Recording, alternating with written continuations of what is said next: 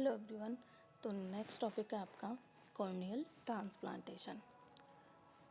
आई donation देख लियो, उसके बाद कॉर्नियल ट्रांसप्लांटेशन देखते हैं। तो इस प्रोसीजर में पेशेंट के डैमेज या ओपेक कॉर्निया की किसी अन्य डिकीज, अब आई डोनेशन कर दिया पेशेंट ने, अब हमें दूसरे पेशेंट में कॉर्निया का क्या करना है, ट्रांसप्लांटेशन करना है।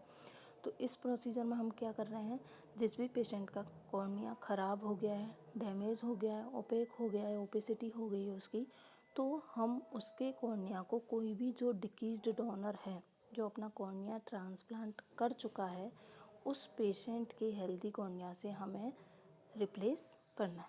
क्लियर है? यानी कि जो डिकीज डोनर था उसका कॉर्निया तो हेल्दी था, हमने निकाला, ठीक है, उसने डोनेट किया और रिट्राइव किया गया।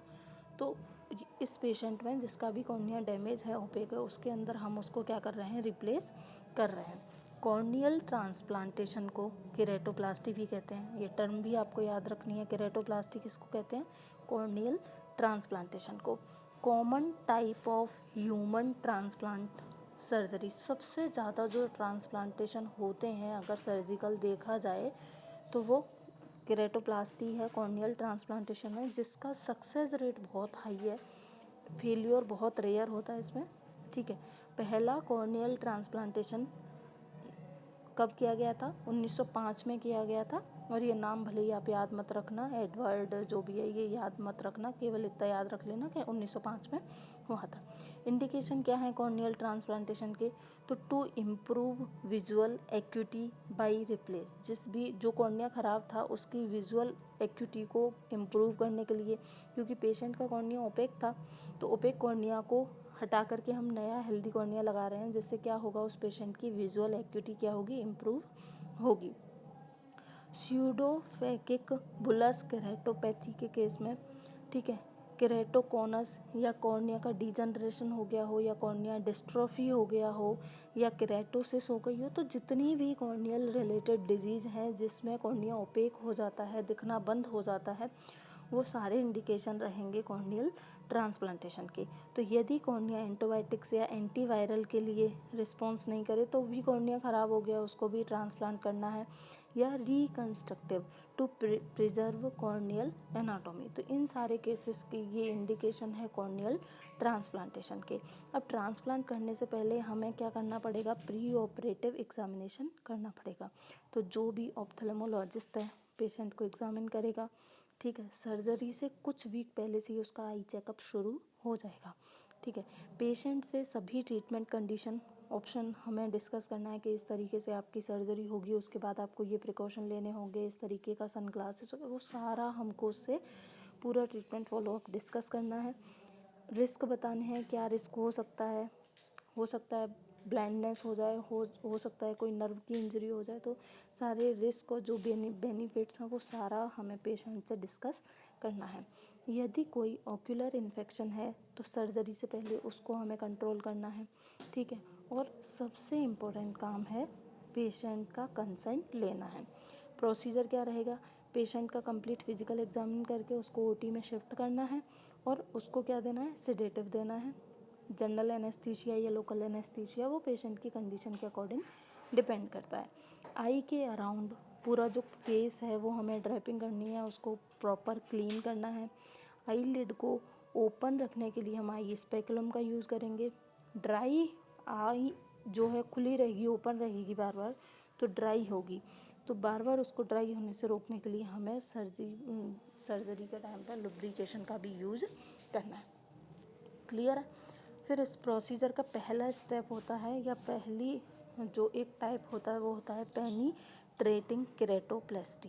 इसके अंदर हम क्या करते हैं, इस प्रोसीजर में डोनर के कॉर्निया को कट करके, जो डोनर से लिया उस कॉर्निया को कट करने के लिए ट्रेफाइन का यूज़ करते हैं, तथा कॉर्निया की जो सर्कुलर जो डिस्क है उसको हमें क्या करना है, रिमूव करना है।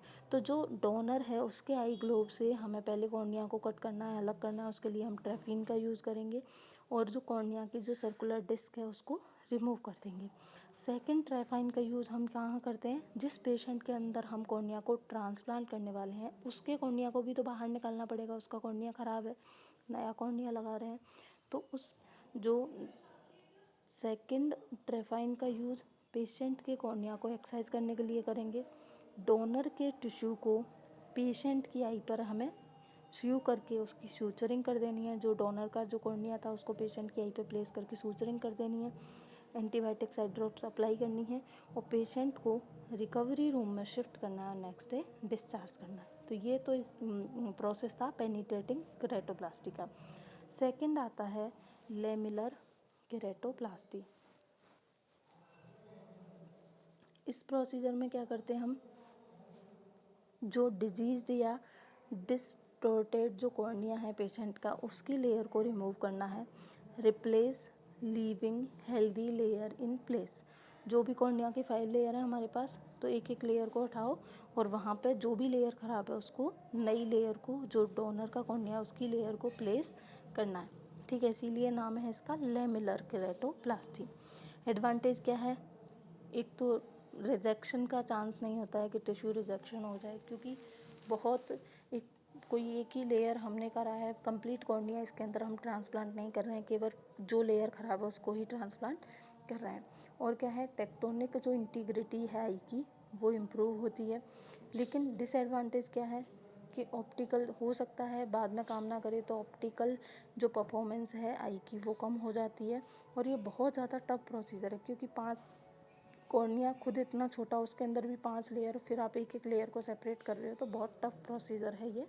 ठीक है, ये भी 2 टाइप का होता है, डीप एंटीरियर लेमिलर केरेटोप्लास्टी। इसके अंदर क्या करते हैं, जो सेंट्रल जो कॉर्निया है उसकी एंटीरियर लेयर को हमें रिमूव करना है और डोनर के टिश्यू से उसे रिप्लेस करना है। ठीक है, कॉर्निया की एंटीरियर लेयर को डोनर की एंटीरियर लेयर से हम क्या करते हैं, रिप्लेस करते हैं। इंडिकेशन क्या है, अगर कॉर्निया में स्कार है तो डीप एंटीरियर लेमिलर केरेटोप्लास्टी कर सकते हो केरेटोकोनस के केस में, या एंटीरियर कॉर्निया का जो ओपेसिटी हो गई है उस केस में भी इसे कर सकते हैं।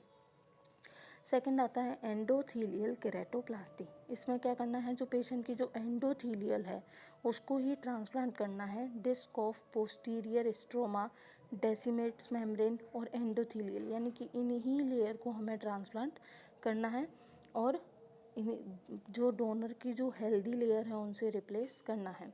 Inner most layer of cornea का के लिए ये प्रोसीजर फॉलो किया जाता है। जो इनर मोस्ट एंडोथीलियल लेयर है उसके लिए ये प्रोसीजर फॉलो करते हैं हम। और पेशेंट का फंक्शनल विजन जो है रिकवर हो जाता है, कुछ ही दिन में उसका जो कॉर्निया है जो आपने प्लेस किया है वो काम करना शुरू कर देता है। लेकिन इसका रिस्क क्या है, कॉर्नियल ट्रांसप्लांटेशन वैसे हाईली सक्सेसफुल है, कुछ रिस्क हैं जैसे इन्फेक्शन हो सकता है, कैटरेक्ट, ग्लूकोमा या रेटिनल डिटैचमेंट के जो रिस्क हैं वो इसके अंदर रहता है। और प्रोग्नोसिस इसकी बहुत अच्छी है, एक बार आपने जो है सर्जरी कंप्लीट होगी तो बहुत जल्दी ही ये रिकवर हो जाता है। ठीक है, तो ये था हमारा प्रोसीजर कॉर्नियल ट्रांसप्लांटेशन।